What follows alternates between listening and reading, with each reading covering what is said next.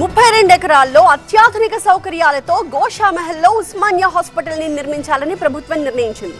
రాబోయే 50 ఏళ్ల అవసరాలకు అనుగుణంగా కొత్త ఆసుపత్రి నిర్మాణం జరగాలి అన్నారు ముఖ్యమంత్రి. దీనికి సంబంధించి పనులను వేగవంతం చేయాలని అధికారులను ఆదేశించారు రేవంత్ రెడ్డి.